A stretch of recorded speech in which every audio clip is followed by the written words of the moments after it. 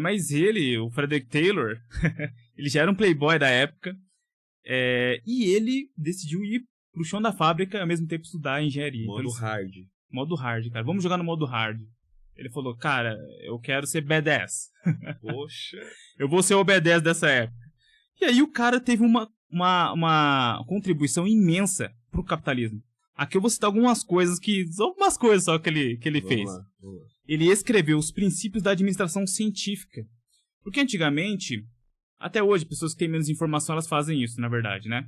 Uma pessoa que vai gerenciar uma empresa, ela tem que ter vários sistemas, várias separações que vai fazer com que a coisa rode, né? E na época não tinha, na época era tudo meio empírico, é meio no sentimento, é meio... eu acho que vão fazer isso, vão fazer aquilo e tudo mais. Era muito bagunçado, né? Muito bagunçado. E ele adotou um sistema cartesiano dentro da fábrica. Então, com o conhecimento que ele tinha, por exemplo, de engenharia, ele foi fazendo isso e adotando dentro da fábrica essa visão mais científica da coisa. Ele foi o introdutor de métodos científicos na administração da empresa. Criou a ideia de eficiência do tempo, que enumerou o quanto era produzido em X tempo, e com isso você permitia o aumento de salários pela eficiência do funcionário. Então, antigamente não existia isso, não tinha um tempo determinado. Então ele falou assim, cara, vamos fazer eficiência do tempo?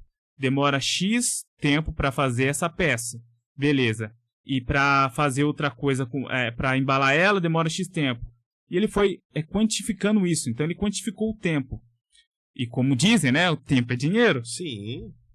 Sim. Você pode até pensar nessa ideia do Frederick Taylor de fazer essa eficiência do tempo e adotar nessa frase, cara. Porque, de fato, quando você otimiza o tempo, quando você faz a gestão do tempo, cara, melhora tudo. Você sabe o que fazer no tempo certo. Você tem meia hora pra fazer isso, meia hora pra fazer aquilo, não sei quanto tempo pra descansar, bababá. Então você tem tudo quantificado. Você tem o número que foi produzido, né? Você consegue fazer tudo, né? Você consegue sistematizar a coisa. Caramba. Ele criou a supervisão funcional, por exemplo. Então ele criou, para cada setor, você tinha ali um supervisor que analisava, né, quem estava trabalhando, quem não estava, né, a gestão do tempo, né, cuidando para que tudo ocorresse da melhor maneira possível, né, e como mandava o cronograma. Ele literalmente ele é o pai da administração mesmo, então, né?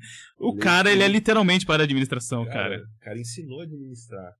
Caraca, que da hora, velho.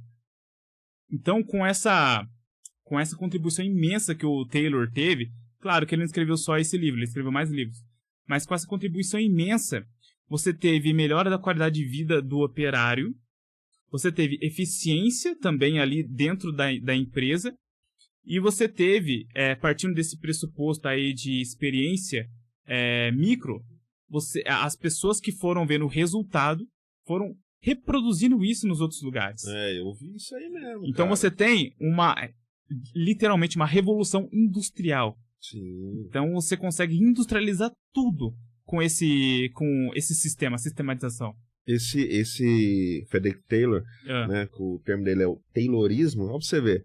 Após ele veio Fordismo. Né, que, na verdade, o Taylorismo e o Fordismo, eles produziam em massa produtos iguais, fazendo com que estoques ficassem cheios, e aí veio um terceiro cara, um terceiro administrativo ali, que é o Toyotismo, que é a diferença entre esses dois, né? Ele produzia pequenos lotes de produtos escolhidos pela demanda. Então, ou seja, tinha pedido, os caras trabalhavam, mas fazendo de uma maneira otimizada também. Isso. Então, cara, através dele, veio duas ramificações, né? Engraçado o negócio. O cara foi muito à frente do tempo, né, velho? Não, claro.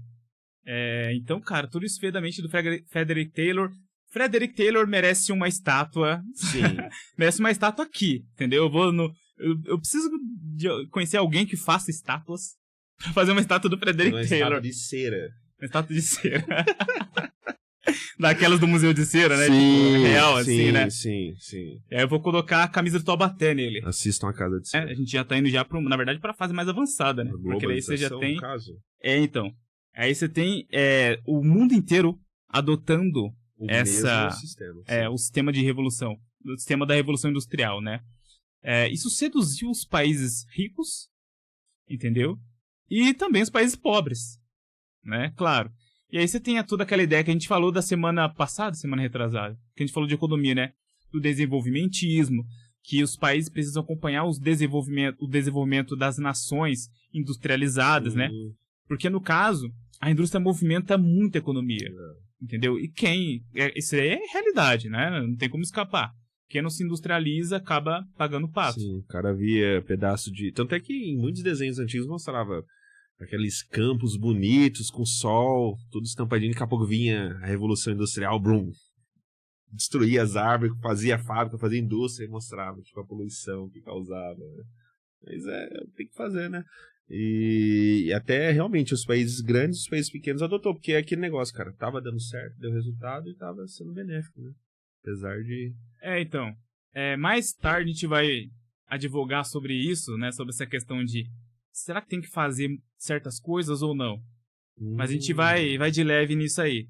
E aí, ao contrário do que tinha na Idade Média, que era de fato ali um monopólio ali da nobreza, né? Do clero, né? E tudo mais, eles tinham várias classes, né?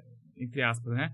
Várias classes emergindo. Então cara, tinha muito cara que dentro da Revolução Industrial, que literalmente, cara, o cara fazia, sei lá, mano, o cara varria cocô do cavalo. O cara começou a ascender dentro de uma coisa onde ele não tinha um pai, não tinha um parente, não tinha ninguém ali que poderia dar essa ascensão social para ele. Então, através da fábrica, através dessa evolução, né, industrial, ele conseguiu ter ascensão. Sim. Entendeu? Inclusive, o Henry Ford, ele tinha até um lema, que ele falava assim: todo funcionário Ford tem que ter grana para comprar um carro Ford. Sim, isso é legal. Entendeu? Sim. Então, ele pagava bem os funcionários dele. Sim. Tá? Então, você tinha já essa ideia de tipo, cara, eu posso ascender.